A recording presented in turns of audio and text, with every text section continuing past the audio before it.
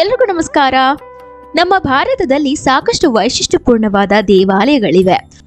ಅದರಲ್ಲೂ ಅನೇಕ ದೇವಾಲಯಗಳು ಪುರಾತನ ಕಾಲದಲ್ಲಿ ಕಟ್ಟಿಸಲಾಗಿದ್ದು, ಹೆಚ್ಚಿನ ದೇವಾಲಯಗಳು ಇಂದಿಗೂ ಅಸ್ತಿತ್ವದಲ್ಲಿವೆ. ಒಂದಷ್ಟು ದೇವಾಲಯಗಳಂತೂ ರಾಜರ ಆಡಳಿತದ ಕಾಲದಲ್ಲಿ ನಡೆದಂತಹ ಯುದ್ಧ, ಲೂಟಿಗಳಿಂದ ಹಾಳಾದ್ವು. ಹಾಗೆ ಮತ್ತೊಂದಷ್ಟು ದೇವಾಲಯಗಳು ಸರಿಯಾಗಿ ನಿರ್ವಹಣೆ ಇಲ್ಲದೆ ಪಾಳು ಬಿದ್ದವು. ಈಗ ಅಸ್ತಿತ್ವದಲ್ಲಿರುವ ದೇವಾಲಯಗಳಲ್ಲಿ ಅಜಂತ, ಎಲ್ಲೋರ, ಐಹೊಳೆ, ಪಟ್ಟದಕಲ್ಲು, ಹಂಪಿ ಹೀಗೆ ಅನೇಕ ದೇವಾಲಯಗಳು ದೇಶ ವಿದೇಶಗಳಲ್ಲಿ ಪ್ರಖ್ಯಾತಿಯನ್ನ ಪಡೆದಿದೆ. ಈ ದೇವಾಲಯಗಳಲ್ಲಿರುವ ಶಿಲ್ಪಕಲೆಗಳಂತೂ ಪ್ರವಾಸಿಗರನ್ನ ತನ್ನತ್ತ ಸೆಳೆಯುತ್ತೆ. ನಮ್ಮ ಭಾರತದಲ್ಲಂತೂ ದೊಡ್ಡ ದೊಡ್ಡ ದೇವಾಲಯಗಳಲ್ಲದೆ ಅನೇಕ ವಿಶಿಷ್ಟವಾದ ಆಕರ್ಷಕವಾದ ದೇವಾಲಯಗಳೇ ಇವೆ. ಅಂತಹ ದೇವಾಲಯಗಳಲ್ಲಿ ಗುಹಾಂತರ ದೇವಾಲಯಗಳು ಕೂಡ ಸೇರಿವೆ. ಈ ದೇವಾಲಯಗಳು ನೋಡಲು ಅತ್ಯಾಕರ್ಷವಾಗಿದ್ದು, ಭಕ್ತಾದಿಗಳನ್ನ ಮತ್ತು ಪ್ರವಾಸಿಗರನ್ನ ತನ್ನತ್ತ ಸೆಳೀತಾನೆ ಇರತ್ತೆ. ಭಾರತದಲ್ಲಂತೂ ನಾವು ನೋಡೋದಾದ್ರೆ ಎಷ್ಟೋ ಗುಹಾಂತರ ದೇವಾಲಯಗಳು ಇವೆ. ಆದ್ರೆ ತುಂಬಾನೇ ಪ್ರಸಿದ್ಧಗೊಂಡಿರುವ ಗುಹಾಂತರ ದೇವಾಲಯಗಳನ್ನ ನಾನು ಇವತ್ತು ನಿಮಗೆ ತಿಳಿಸ್ಕೊಡ್ಲಿಕ್ಕೆ ಹೊರಟಿದ್ದೀನಿ. ಬನ್ನಿ ನೋಡ್ತಾ ಹೋಗೋಣ. ಗವಿಗಂಗಾಧರೇಶ್ವರ ದೇವಸ್ಥಾನ. ಈ ದೇವಾಲಯ ಇರೋದು ಬೆಂಗಳೂರಿನ ಗವಿಪುರಂನಲ್ಲಿ. ಈ ದೇವಾಲಯದ ಗರ್ಭಗುಡಿಯಲ್ಲಿ ಶಿವನ ಪಕ್ಕದಲ್ಲೇ ಗಂಗಾ ಸದಾಕಾಲ ಝರಿಯ ರೂಪದಲ್ಲಿ ಹರಿತಾನೆ ಇರ್ತಾಳೆ. ಈ ದೇವಾಲಯ ಒಂದು ಗುಹೆಯಲ್ಲಿದ್ದು ಶಿವನ ಪಕ್ಕದಲ್ಲೇ ಗಂಗೆ ಹರಿತಾ ಇರೋದ್ರಿಂದ ಇವನನ್ನ ಗವಿಗಂಗಾಧರೇಶ್ವರ ಅಂತ ಕರೆಯಲಾಗುತ್ತೆ. ಅಂದ್ರೆ ಗಂಗೆಯನ್ನ ಧರಿಸಿರುವ ಈಶ್ವರ ಅಂತ ಇದರ ಅರ್ಥ. ಈ ದೇವಾಲಯದಲ್ಲಿರುವ ಶಿವಲಿಂಗವನ್ನ ಗೌತಮ ಮಹರ್ಷಿಗಳು ಮತ್ತು ಭಾರದ್ವಾಜ ಮಹರ್ಷಿಗಳು ಪ್ರತಿಷ್ಠಾಪನೆ ಮಾಡಿದ್ದು ಅಂತ ನಂಬಲಾಗುತ್ತೆ. ನಂತರ 16ನೇ ಶತಮಾನದಲ್ಲಿ ಕೆಂಪೇಗೌಡರು ಈ ದೇವಾಲಯವನ್ನ ಜೀರ್ಣೋದ್ಧಾರಗೊಳಿಸಿದ್ರು ಅಂತ ಕೂಡ ಹೇಳ್ತಾರೆ. ಹಾಗೆ ಈ ದೇವಾಲಯದ ಮತ್ತೊಂದು ಸ್ಪೆಷಾಲಿಟಿ ಏನು ಅಂದ್ರೆ, ಈ ದೇವಾಲಯದ ಒಳಗೆ ಒಂದಷ್ಟು ಸುರಂಗಗಳಿವೆ. ಆ ಸುರಂಗ ಮಾರ್ಗಗಳಿಂದ ಕಾಶಿ ಹಾಗೂ ಶಿವಗಂಗೆಗೆ ಹೋಗುವ ದಾರಿ ಇದೆ ಅಂತ ಸಹ ನಂಬಲಾಗುತ್ತೆ. ಹಾಗೆ ಈ ಗುಹೆಗಳ ಒಳಗಡೆ ಇನ್ನೂ ಕೂಡ ಋಷಿ ಮುನಿಗಳು ತಪಸ್ಸನ್ನ ಆಚರಿಸ್ತಾ ಇದ್ದಾರೆ ಅಂತ ಒಂದು ನಂಬಿಕೆ ಇದೆ. ಈಗಲೂ ಸಹ ನೀವು ಈ ದೇವಾಲಯಕ್ಕೆ ಹೋದಾಗ ಈ 2 ಗುಹೆಗಳನ್ನ ನೀವು ಕಾಣಬಹುದು.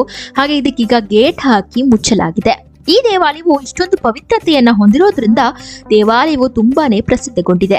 ಹಾಗೆ ನಮ್ಮೆಲ್ರಿಗೂ ಗೊತ್ತಿರೋ ಹಾಗೆ ಮಕರ ಸಂಕ್ರಾಂತಿ ಎಂದು ಶಿವನಿಗೆ ಸ್ವಯಂ ಸೂರ್ಯನಿಂದಾನೇ ಅಭಿಷೇಕ ಆಗುತ್ತೆ. ಇಲ್ಲಿ ಅಂದ್ರೆ ಮಕರ ಸಂಕ್ರಾಂತಿಯ ಸಂದರ್ಭದಲ್ಲಿ ಇಲ್ಲಿರುವ ಶಿವನಿಗೆ ಸೂರ್ಯ ರಶ್ಮಿಯ ಸ್ಪರ್ಶವಾಗತ್ತೆ. ಹಾಗಾಗಿ ಈ ದೇವಾಲಯಕ್ಕೆ ನೀವು ನಿಮ್ಮ ಕುಟುಂಬದವರೊಂದಿಗೆ ಎಂದಾದ್ರೂ ಭೇಟಿ ನೀಡಲೇಬೇಕು. ಹುಳಿಮಾವು ಶಿವಗುಹೆ ದೇವಾಲಯ. ಈ ದೇವಾಲಯ ಬೆಂಗಳೂರಿನ ಹುಳಿಮಾವಿನಲ್ಲಿ ಇರೋದು. ಇದು ಒಂದು ಶಿವಗುಹೆ ದೇವಾಲಯವಾಗಿದ್ದು ಏಕಬಂಡೆ ಗುಹೆಯಲ್ಲಿ ಇದೆ. ಈ ದೇವಾಲಯವನ್ನ 16ನೇ ಶತಮಾನದಲ್ಲಿ ನಿರ್ಮಿಸಲಾಯಿತು ಅಂತ ನಂಬಲಾಗುತ್ತೆ. ಹಾಗೆ ಈ ದೇವಸ್ಥಾನವನ್ನ 3 ದೇವತೆಗಳಿಗೆ ಸಮರ್ಪಿಸಲಾಗಿದೆ. ಈ ಗುಹೆಯಲ್ಲಿ ಸಂತ ಶ್ರೀ ರಾಮಾನಂದ ಸ್ವಾಮೀಜಿಗಳು ಧ್ಯಾನವನ್ನ ಮಾಡ್ತಾ ಇದ್ರಂತೆ. ಹಾಗೆ ಇಲ್ಲೇ ಇವರ ಸಮಾಧಿ ಕೂಡ ಇದೆ. ಈ ದೇವಾಲಯದಲ್ಲಿ ನೀವು ಶಿವ, ರಾಮ, ಸೀತಾದೇವಿ, ಲಕ್ಷ್ಮಣ ಹಾಗೆ ಹನುಮಂತನ ದರ್ಶನವನ್ನ ಪಡ್ಕೋಬಹುದು. ಹಾಗೆ ಇದರ ನಡುವೆ ಗಣೇಶನ ವಿಗ್ರಹವೂ ಕೂಡ ಇದೆ. ಇವನ ದರ್ಶನವನ್ನ ಕೂಡ ನೀವು ಪಡ್ಕೊಳ್ಬಹುದು. ಈ ದೇವಾಲಯದ ಸ್ಥಾಪನೆಗೆ ಸಂಬಂಧಿಸಿದ ಒಂದು ಸುಂದರವಾದ ಇತಿಹಾಸವಿದೆ. ಅದೇನು ಅಂದ್ರೆ, ಮರಿಯಪ್ಪ ಸ್ವಾಮೀಜಿ ಎಂಬ ಸಿವಿಲ್ ಗುತ್ತಿಗೆದಾರರು ಒಬ್ಬರಿದ್ರು. ಇವರು ನಂದಿ ಬೆಟ್ಟದ ಶ್ರೀ ವಿಶ್ವನಾಥ ದೇವಸ್ಥಾನದಲ್ಲಿ ಕೆಲಸವನ್ನ ಮಾಡ್ತಾ ಇದ್ರು. ಇವರು ಯಾವಾಗ್ಲೂ ಭೇಟಿ ನೀಡ್ತಿದ್ದಂತಹ ಒಬ್ಬ ಋಷಿಗಳು ಇವರಿಗೆ ಬೆಂಗಳೂರಿನ ಗುಹೆಗಳಲ್ಲಿ ತಪಸ್ಸು ಮಾಡ್ತಿರುವಂತಹ ಋಷಿಗಳನ್ನ ಗುರುತಿಸುವಂತ ಒಂದು ಕೆಲಸವನ್ನ ವಹಿಸ್ತಾರೆ. ಆಗ ಮರಿಯಪ್ಪ ಸ್ವಾಮಿಯವರು ಋಷಿಗಳು ಹೇಳಿದ ಮಾತನ್ನೇ ವೇದವಾಕ್ಯ ಅಂತ ಅನ್ಕೊಂಡು ಬೆಂಗಳೂರಿನಲ್ಲಿರುವಂತಹ ಗುಹೆಗಳಲ್ಲೆಲ್ಲ ಋಷಿಗಳನ್ನ ಹುಡ್ಕೊಳ್ತಾ ಹೋಗ್ತಾರೆ. ಎಷ್ಟೋ ಕಡೆ ಸುತ್ತಾಡಿ ಅಂತಿಮವಾಗಿ ಸಾಕಷ್ಟು ಸಂಶೋಧನೆಯ ನಂತರ ಮರಿಯಪ್ಪ ಅವರಿಗೆ ಹುಳಿಮಾವು ಗುಹೆಯಲ್ಲಿ ಧ್ಯಾನ ಮಾಡ್ತಾ ಇದ್ದಂತಹ ರಮಾನಂದ ಸ್ವಾಮಿ ಕಣ್ಣಿಗೆ ಬೀಳ್ತಾರೆ. ಆ ಸಂತನ ಮರಣದ ನಂತರ ದೇವಾಲಯವನ್ನ ಅಂತಿಮವಾಗಿ ಗುಹೆಯಿಂದ ಕೆತ್ತಲಾಗಿದೆ. ಉಳಿದ ಪ್ರಾಚೀನ ರಚನೆಗಳನ್ನ ಹಾಗೆ ಉಳಿಸಲಾಗಿದೆ. ಹೀಗೆ ಈ ದೇವಾಲಯದ ರಚನೆ ಆಯಿತು ಅಂತ ಈ ದೇವಾಲಯದ ಸಂಶೋಧಕರು ಹೇಳ್ತಾರೆ.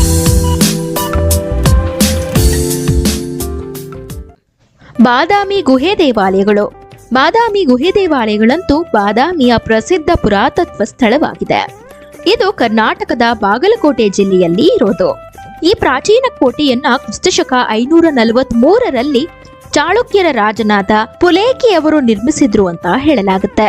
ಹಾಗೆ ಈ ಹಿಂದೆ ಬಾದಾಮಿಯನ್ನ ಚಾಳುಕ್ಯ ರಾಜವಂಶದ ರಾಜಧಾನಿ ಎಂದು ಕರೆಯಲಾಗ್ತಿತ್ತು. ಹಾಗೆ ಈ ಕೋಟೆಯನ್ನ ಚಾಳುಕ್ಯರ ಶೈಲಿಯ ವಾಸ್ತುಶಿಲ್ಪದಲ್ಲಿ ನಿರ್ಮಿಸಲಾಗಿದೆ. ಹಾಗೆ ಇಲ್ಲಿರುವ ಗುಹೆ ದೇವಾಲಯಗಳ ಬಗ್ಗೆ ನಾವು ತಿಳ್ಕೊಳ್ತಾ ಹೋಗೋದಾದ್ರೆ ಕ್ರಿಸ್ತಶಕ 578ರಲ್ಲಿ ಮೊದಲು ಮತ್ತು ಮುಂಭಾಗದಲ್ಲಿ ನಮಗೆ ಕಾಣಲು ಸಿಗುವ ಗುಹೆಗಳನ್ನ ನಿರ್ಮಿಸಲಾಯಿತು ಅಂತ ತಿಳಿದು ಬಂದಿದೆ. ಈ ಗುಹೆಯನ್ನ ಭಗವಾನ್ ಶಿವನಿಗೆ ಸಮರ್ಪಿಸಲಾಗಿದೆ. ಈ ಗುಹೆಯಲ್ಲಿ ನಟರಾಜನ ದರ್ಶನವನ್ನ ಪಡ್ಕೊಳ್ಬಹುದು ನಾವು. ಇಲ್ಲಿ ನಟರಾಜನು 18 ತೋಳುಗಳನ್ನ ಹೊಂದಿದ್ದಾನೆ. ಹಾಗೆ ಇಲ್ಲಿರುವ ಎರಡನೇ ಗುಹೆ ವೈಷ್ಣವ ಗುಹಾಲಯ. ಈ ಗುಹೆಯನ್ನ ಚಾಳುಕ್ಯ ದೊರೆ ಕೀರ್ತಿವರ್ಮನ ಕಾಲದಲ್ಲಿ ನಿರ್ಮಿಸಲಾಗಿದೆ. ಹಾಗೆ ಈ ಗುಹೆಯಲ್ಲಿ ನೀವು ಸಾಕಷ್ಟು ಶಿಲ್ಪಕಲೆಗಳನ್ನ ಕಾಣಬಹುದು. ಮತ್ತೆ ಮೂರನೇ ಗುಹೆ ಕೂಡ ವೈಷ್ಣವ ಗುಹಾಲಯವಾಗಿದೆ. ಇಲ್ಲೂ ಕೂಡ ವೈಷ್ಣವ ತತ್ವಕ್ಕೆ ಸಂಬಂಧಿಸಿದ ಕೆತ್ತನೆಗಳನ್ನ ನಾವು ಕಾಣಬಹುದು. ಹಾಗೆ ನಾಲ್ಕನೇ ಗುಹೆಯಲ್ಲಿ ಜೈನರಿಗೆ ಸಂಬಂಧಪಟ್ಟ ಕೆತ್ತನೆಗಳನ್ನ ನಾವು ಕಾಣಬಹುದು. ಇಲ್ಲಿ ಒಟ್ಟು 4 ಗುಹಾ ದೇವಾಲಯಗಳಿವೆ. ಒಟ್ಟಾರೆ ಹೇಳೋದಾದ್ರೆ ಈ ಪುರಾತನ ದೇವಾಲಯವು ಹಿಂದೂ, ಬೌದ್ಧ ಹಾಗೆ ಜೈನ ಧರ್ಮಕ್ಕೆ ಮೀಸಲಾಗಿರುವ ದೇವಾಲಯವಾಗಿದೆ. ಹಾಗೆ ಇಲ್ಲಿಗೆ ಪ್ರತಿನಿತ್ಯ ಲಕ್ಷಾಂತರ ಮಂದಿ ಭೇಟಿ ನೀಡ್ತಾರೆ. ನೀವು ಕೂಡ ಈ ದೇವಾಲಯವನ್ನ ಕಣ್ತುಂಬಿಸ್ಕೊಂಡಿಲ್ಲ ಅಂದ್ರೆ ಈಗಲೇ ನಿಮ್ಮ ಟ್ರಿಪ್ ಅನ್ನ ಪ್ಲಾನ್ ಮಾಡಿ. ಐಹೊಳೆ ಗುಹೆ ದೇವಾಲಯ. ಐಹೊಳೆ ಕೂಡ ಬಾಗಲಕೋಟೆಯಲ್ಲಿ ಇರೋದು. ಹಾಗೆ ಈ ದೇವಾಲಯಗಳಲ್ಲಿ ಕಂಡುಬರುವ ಹೆಚ್ಚಿನ ಸ್ಮಾರಕಗಳು ಮತ್ತು ಶಿಲ್ಪಗಳು 12ನೇ ಶತಮಾನದಷ್ಟು ಹಳೆಯವು. ಮಲಪ್ರಭಾ ಕಣಿವೆಯಲ್ಲಿ ಹಲವಾರು ಗುಹೆ ದೇವಾಲಯಗಳೇ ಇವೆ. ಇಲ್ಲಿನ ಅನೇಕ ದೇವಾಲಯಗಳನ್ನ ಅವುಗಳ ಮೂಲ ರೂಪದಲ್ಲಿ ಕಾಣಲಾಗದಿದ್ದರೂ ಇದು ಇತಿಹಾಸ ಪ್ರಿಯರಿಗೆ ಇನ್ನೂ ಕೂಡ ಪ್ರಮುಖ ಆಕರ್ಷಣೆಯಾಗಿದೆ. ಹಾಗೆ ಇಲ್ಲಿ ರಾವಣಪಡಿ ಹಳೆಯ ಕಲ್ಲಿನ ಗುಹೆಯ ದೇವಾಲಯಗಳಲ್ಲಿ ಒಂದಾಗಿದೆ. ಹಾಗೆ ಇಲ್ಲಿಗೆ ಹೋದಾಗ ನೀವು 6ನೇ, 7ನೇ ಮತ್ತು 12ನೇ ಶತಮಾನಗಳಷ್ಟು ಹಳೆಯದಾದ ಗುಹೆ ದೇವಾಲಯಗಳನ್ನ ನೀವು ಕಾಣಬಹುದು. ಹಾಗೆ ಇಲ್ಲಿರುವ ಅಂಬಿಗರಗುಡಿ ಗುಂಪು ದೇವಾಲಯಗಳು ಪುರಾತತ್ವ ಶಾಸ್ತ್ರದ ಮಹತ್ವದ ಐಹೊಳೆ ಸಂಕೀರ್ಣಗಳಲ್ಲಿ ಒಂದಾಗಿದೆ. ಹಾಗೆ ಇಲ್ಲಿ ಸಪ್ತಮಾತೃಕೆಯರ ದೇವಾಲಯಗಳು, ಗಳಗನಾಥ ದೇವಾಲಯ, ರಾಮಲಿಂಗೇಶ್ವರ ದೇವಾಲಯ ಮತ್ತು ಸಾಕಾದಷ್ಟು ದೇವಾಲಯಗಳ ಗುಂಪುಗಳನ್ನೇ ನೀವು ಇಲ್ಲಿ ಕಾಣಬಹುದು. ಈ ಗುಹೆ ದೇವಾಲಯಗಳಿಗೆ ನೀವು ಲೈಫ್ ಟೈಮ್ ಅಲ್ಲಿ ಒಂದ್ಸರ್ತಿಯಾದ್ರೂ ವಿಸಿಟ್ ಮಾಡಲೇಬೇಕು. ಇನ್ನೂ ಕೂಡ ನೀವು ಪ್ಲಾನ್ ಮಾಡಿಲ್ಲ ಅಂದ್ರೆ ಈ ಕೂಡಲೇ ಪ್ಲಾನ್ ಮಾಡ್ಲಿಕ್ಕೆ ಸ್ಟಾರ್ಟ್ ಮಾಡಿ.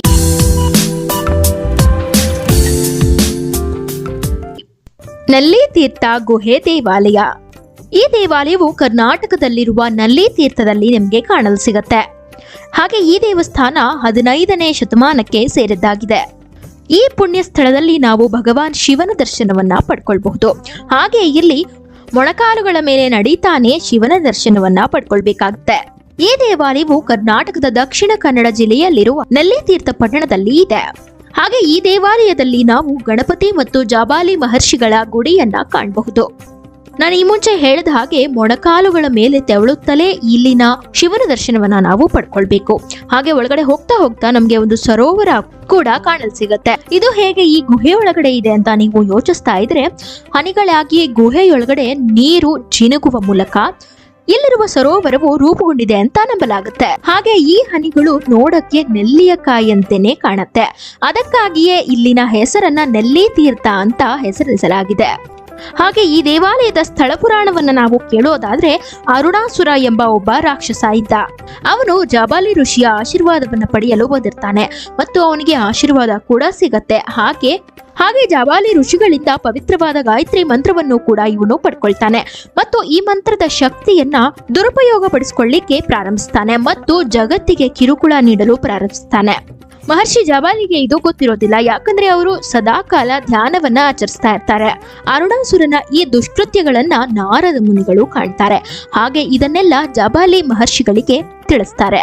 ಆಗ ಏನಾಗುತ್ತೆ, ಜಾಬಾಲಿ ಮಹರ್ಷಿಗಳಿಗೆ ಈ ಒಂದು ಸಂದರ್ಭವನ್ನ ಸೃಷ್ಟಿಸಿದ್ದಕ್ಕೆ ತುಂಬಾನೇ ಪಶ್ಚಾತ್ತಾಪ ಉಂಟಾಗುತ್ತೆ ಮತ್ತು ದುರ್ಗಾದೇವಿಯನ್ನ ಕುರಿತು ತಪಸ್ಸನ್ನ ಪ್ರಾರಂಭಿಸ್ತಾರೆ. ಆಗ ದುರ್ಗಾದೇವಿ ಇವರ ತಪಸ್ಸಿಗೆ ಪ್ರಸನ್ನಳಾಗಿ ಅವರ ಮುಂದೆ ಗೋಚರವಾಗ್ತಾಳೆ. ಆಗ ಮಹರ್ಷಿ ಜಬಾಲಿ ದುರ್ಗೆಯನ್ನ ನನಗೆ ಒಂದು ಸಹಾಯವನ್ನ ನೀನು ಮಾಡಬೇಕು ಅಂತ ಕೇಳ್ಕೊಳ್ತಾರೆ. ಇಡೀ ಜಗತ್ತಿಗೆ ಕಿರುಕುಳವನ್ನ ನೀಡ್ತಾ ಇರುವಂತಹ ರಾಕ್ಷಸನಾದ ಅರುಣಾಸುರನ ವಧೆಯನ್ನ ನೀನು ಮಾಡಬೇಕು ಅಂತ ಕೇಳ್ಕೊಳ್ತಾನೆ. ಹಾಗೆ ದುರ್ಗಾದೇವಿ ಕೂಡ ಮಹರ್ಷಿ ಜಾಬಾಲಿಗೆ ತಥಾಸ್ತು ಎಂದು ಹೇಳ್ತಾಳೆ. ಹಾಗೆ ಅವನ ವಧೆ ಕೂಡ ನಡೆದಿದ್ದು ಕಟೀಲಿನಲ್ಲಿ. ನಾವೆಲ್ಲರೂ ಸಾಮಾನ್ಯವಾಗಿ ಕಟೀಲು ದುರ್ಗಾ ಪರಮೇಶ್ವರಿಯ ಬಗ್ಗೆ ಕೇಳೇ ಇರ್ತೀವಿ. ದುರ್ಗಾದೇವಿ ಕಟೀಲಿನಲ್ಲೇನೆ ಅರುಣಾಸುರನ ವಧೆ ಮಾಡಿತು.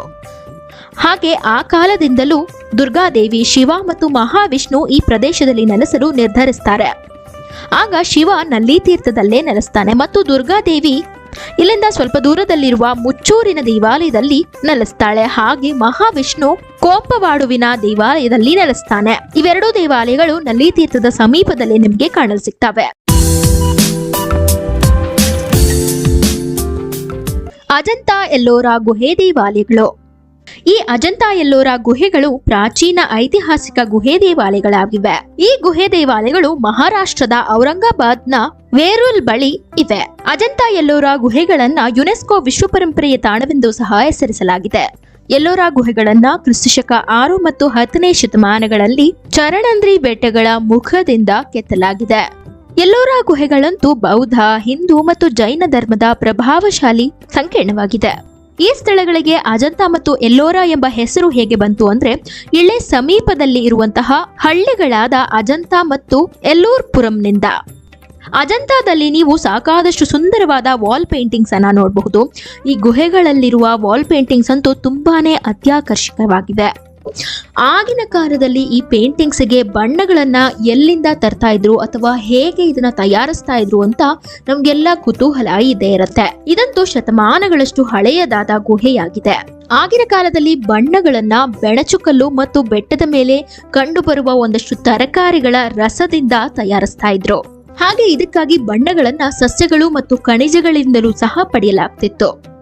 ಹಾಗೆ ಎಲ್ಲೋರಾ ಗುಹೆಗಳು ತನ್ನ ಶಿಲ್ಪಕಲೆಗೆ ತುಂಬಾನೇ ಪ್ರಸಿದ್ಧಗೊಂಡಿದೆ.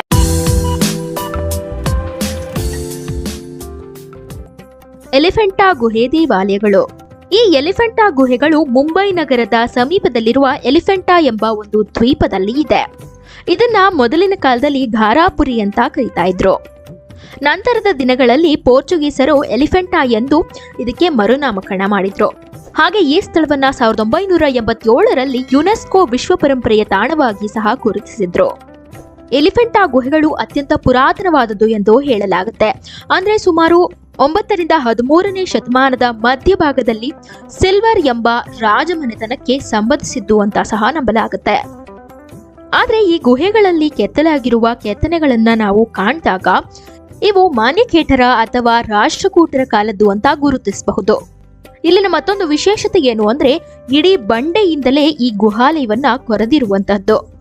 ಇದು ದ್ವೀಪದಲ್ಲಿ ಇರುವ ಕಾರಣಕ್ಕಾಗಿ ಅದ್ಭುತವಾದ ಪರಿಸರವು ಪ್ರವಾಸಿಗರನ್ನ ಆಕರ್ಷಿಸುತ್ತೆ. ಇಲ್ಲಿನ ತಂಪಾದ ಗಾಳಿ ಹಾಗೂ ಪ್ರಶಾಂತವಾದ ವಾತಾವರಣವು ಮನಸ್ಸಿಗೆ ಹಿತವನ್ನ ನೀಡುವುದರಲ್ಲಿ ಅನುಮಾನವೇ ಇಲ್ಲ. ಹೆಚ್ಚಿನ ಶಿಲಾಮೂರ್ತಿಗಳನ್ನ ಪೋರ್ಚುಗೀಸರು ನಿರೂಪಗೊಳಿಸಿದ್ದಾರೆ ಅಂತ ಹೇಳಲಾಗುತ್ತೆ. ಇಲ್ಲಿ ಮುಖ್ಯವಾಗಿ 3 ಮುಖಗಳನ್ನ ಹೊಂದಿರುವ ಸದಾಶಿವನ ವಿಗ್ರಹ, ನಟರಾಜ, ಅರ್ಧನಾರೀಶ್ವರ ಹಾಗೂ ಪೌರಾಣಿಕಕ್ಕೆ ಸಂಬಂಧಿಸಿದ ಸಾಮಾಜಿಕ ಮತ್ತು ಧಾರ್ಮಿಕ ಕಾರ್ಯಗಳ ಕೆತ್ತನೆಗಳನ್ನ ಕಂಡು ಆನಂದಿಸಬಹುದು. ಸಾಮಾನ್ಯವಾಗಿ ನಮ್ಮೆಲ್ಲರಿಗೂ ಗುಹೆಗಳು ಎಂದ ತಕ್ಷಣ ಕುತೂಹಲ ಕೆರಳಿಸುವ ಒಂದು ತಾಣವಾಗ್ಬಿಡತ್ತೆ. ಅಲ್ಲಿ ಏನಿದೆ, ಅದರ ಇತಿಹಾಸ ಏನು, ಹಾಗೆ ಅಲ್ಲಿ ಯಾರ್ಯಾರು ವಾಸ ಮಾಡ್ತಾ ಇದ್ರು, ಇವೆಲ್ಲ ಪ್ರಶ್ನೆಗಳು ಹುಟ್ಕೊಳ್ತಾ ಹೋಗುತ್ತೆ. ವಿಸ್ಮಯ ಹಾಗೂ ಕುತೂಹಲವನ್ನ ಕೆರಳಿಸುವ ದೇವಾಲಯಗಳು ಭಾರತದ ಹಲವೆಡೆ ಇವೆ. ಅವುಗಳಲ್ಲಿ ಮುಖ್ಯವಾದದ್ದು ಅಜಂತಾ ಎಲ್ಲೋರಾ, ಹಳೇಬೀಡು, ಹರಿಶ್ಚಂದ್ರ ಗುಹೆ ಹಾಗೆ ಪಟ್ಟದಕಲ್ಲು ಗುಹೆ ದೇವಾಲಯಗಳು. ಇವು ಅಪರೂಪವಾದ ಕಲಾಕೃತಿಗಳಿಂದ ಆಕರ್ಷಕಗೊಂಡಿವೆ. ಹಾಗಾದ್ರೆ ಇನ್ನೇಕೆ ತಡ? ನೀವಿನ್ನೂ ಈ ಗುಹೆಗಳನ್ನ ನೋಡಿಲ್ಲ ಅಂದ್ರೆ ಮಿಸ್ ಮಾಡದೆ ಹೋಗಿ ನೋಡಿ.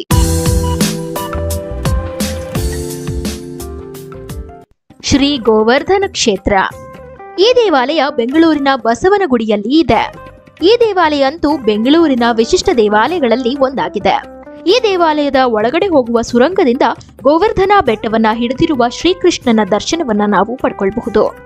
ಈ ದೇವಾಲಯದಲ್ಲಿ ಶ್ರೀಕೃಷ್ಣನ ದರ್ಶನವನ್ನ ಪಡ್ಕೊಳ್ಳೋದರ ಜೊತೆಗೆ ಅವನ ಲೀಲೆಗಳನ್ನು ಸಹ ಕೆತ್ತನೆಯ ಮೂಲಕ ಕಾಣಬಹುದು. ಇಲ್ಲಿ ಸಾಕಾದಷ್ಟು ಕೃಷ್ಣ ಲೀಲೆಗಳನ್ನ ಕಲ್ಲಿನ ಕೆತ್ತನೆ ಮಾಡಿ ತೋರಿಸಲಾಗಿದೆ. ಹಾಗೆ ಮತ್ತೊಂದೇನು ಅಂದ್ರೆ, ಮಕ್ಕಳ ಜೊತೆ ನೀವು ಒಂದ್ ಸ್ವಲ್ಪ ಡಿಫರೆಂಟ್ ಆಗಿ ಕಾಲ ಕಳಿಬೇಕು ಅಥವಾ ಪ್ರವಾಸಕ್ಕಾಗಿ ಹೋಗ್ಬೇಕು ಅಂತ ಅನ್ಕೊಂಡಿದ್ರೆ ಭಾರತದ ಈ ಗುಹೆ ದೇವಾಲಯಗಳಿಗೆ ನೀವು ಭೇಟಿ ನೀಡಲೇಬೇಕು. ಯಾಕಂದ್ರೆ ಗುಹೆಗಳ ಪರಿಚಯವು ಅವರ ಬೌದ್ಧಿಕ ಬೆಳವಣಿಗೆಯನ್ನ ಇಮ್ಮಡಿಗೊಳಿಸುತ್ತೆ. ಮಕ್ಕಳಂತೂ ಈ ಗುಹೆ ದೇವಾಲಯಗಳು ಅಥವಾ ಗುಹೆಗಳನ್ನ ಅಚ್ಚರಿಯಿಂದ ಕಾಣ್ತಾರೆ. ಹಾಗೆ ರಹಸ್ಯವಾಗಿ ಕಾಣುವ ಗುಹೆಗಳು ದೇಶದ ಭೌಗೋಳಿಕ ಮತ್ತು ಐತಿಹಾಸಿಕ ಪರಂಪರೆಯ ಒಂದು ನೋಟವನ್ನ ನೀಡುತ್ತೆ. ನಮ್ಮ ಭಾರತದಲ್ಲಂತೂ ಗುಹೆ ದೇವಾಲಯಗಳಿಗೆ ಕೊರತೆನೇ ಇಲ್ಲ. ಯಾಕಂದ್ರೆ ಅಷ್ಟೊಂದು ಗುಹೆ ದೇವಾಲಯಗಳು ನಮ್ಮ ಭಾರತದಲ್ಲಿ ಇವೆ. ಇನ್ನೊಂದಷ್ಟು ಗುಹೆ ದೇವಾಲಯಗಳ ಬಗ್ಗೆ ಮಾಹಿತಿಯನ್ನ ಕುರಿತು ನಾನು ಮುಂದಿನ ಭಾಗದಲ್ಲಿ ನಿಮ್ಗೆ ತಿಳಿಸ್ಕೊಡ್ತೀನಿ. ಅಲ್ಲಿ ತನಕ ಈ ವಿಡಿಯೋನ ನಿಮ್ಮ ಫ್ರೆಂಡ್ಸ್ ಅಂಡ್ ಫ್ಯಾಮಿಲಿಗೆ ಶೇರ್ ಮಾಡ್ಲಿಕ್ಕೆ ಮರಿಬೇಡಿ.